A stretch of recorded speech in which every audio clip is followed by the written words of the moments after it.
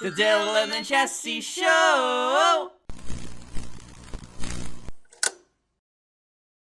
Alright, let's go! Oh hi, we're back! Hi. How are you reading? I was reading that. I mean, maybe I'll add it out. She was reading before introducing ourselves. It was really confusing. Actually, it's a new episode. It was okay. Alright, let's go with the episode. I was hoping that this episode is going to be the last one, but I don't think so quite No, yet. I don't think so. It's still gonna take a while, sadly enough. So I think the next episode will be the final one, where we see all of the true endings that we haven't seen yet. So basically everything except for Jake. We still have to see Landis. Yep, and Gabriel, too. Gabriel too. And now Danny. Oh, okay, you can... Alright, let's go! Dan and I cross the street going to the place behind the Smith's apartment. We carefully search for grounds for anything that could possibly serve as evidence. Daniel trudges towards the nearby trash can. You're gonna check in there? But that's dirty. Who knows? Wait, what voice did I give? Who knows if they choose something important here? Why would they throw away something important? Of course, what's important to one may not be important to the other, right? Okay, you win. But are you sure it's alright to check there? I mean, it looks really dirty and... He suddenly stops and turns to me, his eyes twinkling. Lumina, it's fine. A little bit of dirt won't hurt me. I crouch down on the ground, tracing the wet steps up the Smith's back door. Did it rain again last night? It could just be snow. But I think it's rain. I really don't know. Is it much of a difference? Snow or rain? I'm not sure. Oh! I reach the end of the wet steps and touch the cold concrete with my fingers, tracing the outline of something wet? Oh no. Are these dry drops? Why didn't the rain wash these off? Lumina! Danny seemed hesitant to tell me something. Yeah? I think I found something. What? Really? What? It's an empty bottle. Da da da da! You got an empty bottle! You can use this for all kinds of stuff. You can put bugs inside of it, you can put fairies inside of it, you can put potions inside of it, you can put milk inside of it and drink it, you can put bug larvae inside of it, so as fishing lure, you can do everything with it. Anyway. A bottle of chloroform. That sounds like a Square Enix RPG. That reminds me of you know, the Dutch series Anubis. What do you mean, chloroform? Yeah. Is that in that show? Yeah, when they kidnapped Noah. Oh, okay. They found that bottle too. That's a character that doesn't exist in the English version, by the way. No, in season 2. Anyway. No one was understanding what we were talking about. Watch that series, guys! Not the American version. Someone outside is farting like crazy. I'm not sure if you guys can hear that. Our mom is washing the windows and it sounds like farts. Okay. It's not me! Continue? It's not me, I swear. Continue. Just ignore it. Do you think? I don't know. I don't want to jump to conclusions, but it's wrapped with this bloody cloth. Now I'm more curious than suspicious. Why the heck would they throw away something like that if it's so serious to them? Well then, there's only one way to find out, right? We start crossing the street, but in a hurry, I fail to see an oncoming vehicle. Oh no, Lumina's going to die! The garbage truck? Oh no! You're garbage, Lumina! Danny immediately turns around and pulls me out of the way, and we land on the wet concrete ground with a loud thud. A loud thud? Both of us. Lumina! Are you alright? I'm fine. Oh! I thought... He takes my hand and smiles at me, making my heart beat faster again. Don't make me worry like that. I'm holding this and not letting go, okay? I just nod and he holds my hand as we head towards the police station. Officer, may I speak with my father? Daniel? Oh, sure. Let me just call Officer Lahore. You go where you want in the private rooms there. A private room for you, Lumina. The officer leads us to an inner room inside the precinct before leaving to call Officer Laurent. Hey, are you okay? You were happy just a few minutes ago and now you suddenly look so depressed. What happened to you, Daniel? My dad. Daniel stares at me for a long time as if contemplating what he's going to say. But just as he opens his mouth as if to speak, the door opens. What a weird sentence! The door opens and in comes Daniel's fiery-haired father. The thing that makes me laugh, I hope the microphone is not picking this up, but now like the washing machine started beeping too. Ah! it's like noises everywhere during this recording and I don't know why. I really hope the microphone isn't picking up too much. The man looks visibly surprised as he sits at the chair across us. Oh, hey Danny, what brings you here? I keep forgetting what voice I give him every playthrough. Daniel looks down, nervously glancing at me. I feel my heart anxiously thumping all of a sudden. Pretend the sound of the window getting cleaned is the thumping. Yeah. Dad, I need to ask a favor. The older man shifts in his seat. The older man shits in the seat. Diarrhea. Ugh. Danny, I don't feel so good actually. You don't usually ask me for favors, son. What's it about? I want to help with the investigation. Officer Laurent looks visibly shocked at his son's request. What? What investigation? What are you talking about, Danny? Remember Lumina? She's the brother of Vincent, that 10-year-old boy who recently disappeared. He glances at me and then back to his son. Yes, of course I remember her. But I don't understand. You want to help me with the case? Yes, Lumina and I questioned witnesses. Where did you... You're false. Sorry. I checked them just to see. The older redhead groaned, putting a palm on his forehead and slowly shaking his head. But Dad, we interviewed them, and we've got a lead to this case. Officer Laurent's eyes shut up, looking incredulously at his son. What? Vince was sighted one more time after his disappearance a few days ago. He was seen behind the old Smith's house, wearing a hospital gown. Maybe he's part of the new Men in Black movie. And who told you that? A 5-year-old girl. Danny, a child? A child told you? Well, yes, but she's very trustworthy, Dad. I swear. Will you bring her testimony to court then? Of course. The older Laurent groans again. It's not that easy, son. Even if you found some possible lead. Please, Dad. Please. Please check it out. Investigate that place. Who knows? You might find something. Officer Laurent sighs.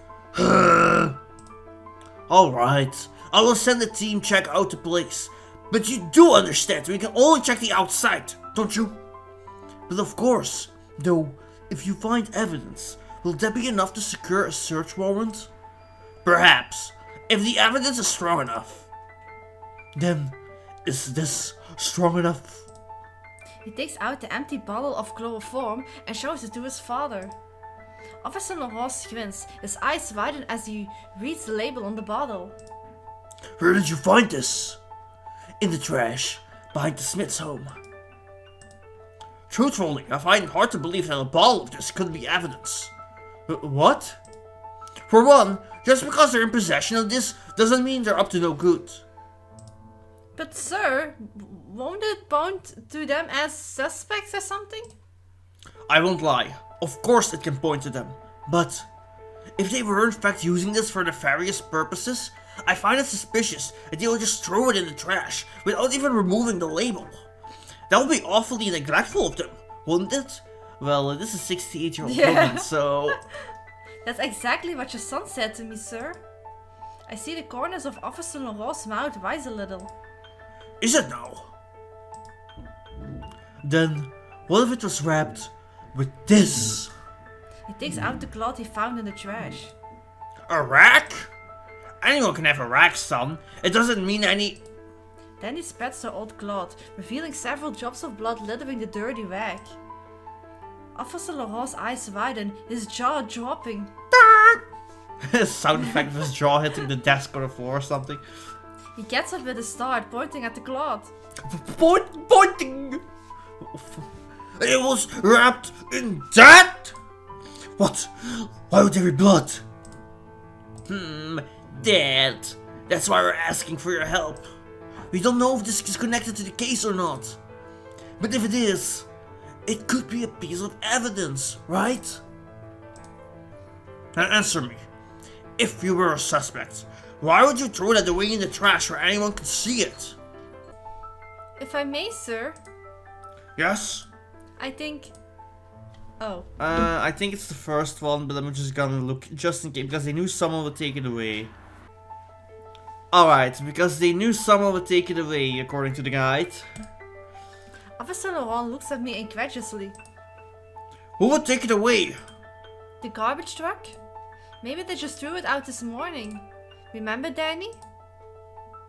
Oh, right. Lumina almost got hit by a garbage truck this morning. Maybe it was making its rounds? I see. Perhaps they were expecting that the garbage truck would take it away, so they disposed of it so carelessly. That is a possibility. Actually, do they have vacation? Wait, what? Did they have vacation from school? I mean, they are not doing anything. I mean, yeah, it's probably Christmas Yeah. vacation. I mean, I think that's like the thing you have to assume right from the get-go. Dad, please, help us. Not only do we have evidence, we also have Fleur's testimony with her annoying little girl's voice. Daniel's father smiles half-heartedly. You obviously trust that witness. I believe kids can't lie. That belief is wrong. Kids can be the most obnoxious of liars. My years of listening to testimonies are a witness to that. Dad, kids tell the truth that they know. Even if they had their own version of the truth. Can you call that lying? I really want to help Lumina find her brother. Of course you can help. You can print posters or hand out flyers to people. The older man glances at me again and a half smile forms on his face. Or it can be moral support to her, you know? No, Dad, not like that. I want to help with the investigation. The older redhead gives a shocked look to his son. The investigation? Didn't Gabby and I tell you? We want to be like you. We want to join the force when we grow up. We're going to be like you, Dad. Please. Whoa. Officer Laurent suddenly stands up, slamming his hand on the table. Please. Whoa. Oh. Okay, that was an accident. Absolutely not! That is the work of a true officer. I can't allow you to play in a real crime scene, Daniel, never. Dad, it's not playing. Think of it as some sort of practice. No! There are no practices in real life. If you fail, it's gonna have heavy consequences. If you're shot, it's not game over. It's dead. There's no restart button in real life, son.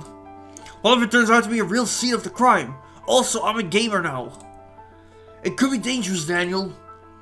Dad, I'm old enough to know that.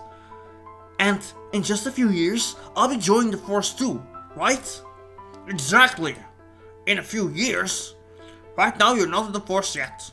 The real world is not a playroom, son. It's too dangerous. Dad. Well, there's a suspect hiding there, and he takes you hostage. I can't have that happening to my own child.